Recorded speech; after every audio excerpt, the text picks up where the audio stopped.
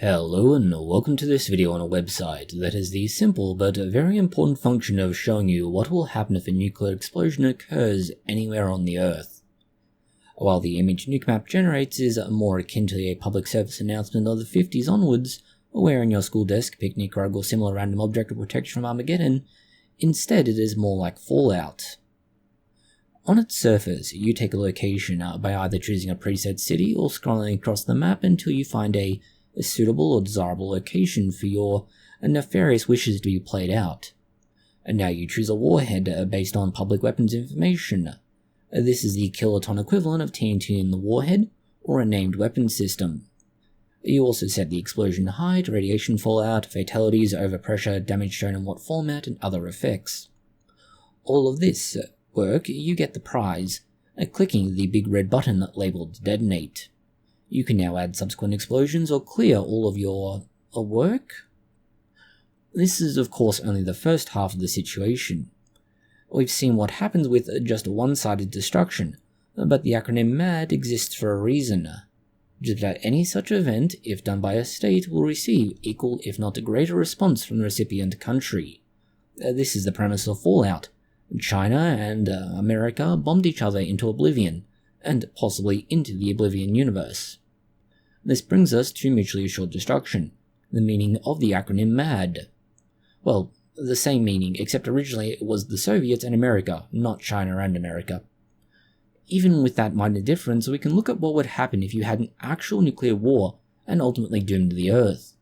First, we have the single explosion. That is, one city gone, and in some cases, possibly the state. And now the response. That's likely to be the whole arsenal, or at least a very large majority of it, from the recipient country, directed to their benefactors. That means we get a massive dump of nuclear weapons in one place. We also get an equally, if not greater, dump of nuclear weapons as an act of aggression and retaliation. The results are, well, you can see the reality of it here. As we previously described in What is Radiation Sickness, the issue with a nuclear bomb is not so much the explosion itself, but in part radiation, the fallout. The dirtier a bomb, the worse this is. The other issue is related to the explosion and forces involved. Specifically, the fallout from damaging sewage and water supply. People don't live very well and often very long without a supply of fresh water and the ability to remove waste.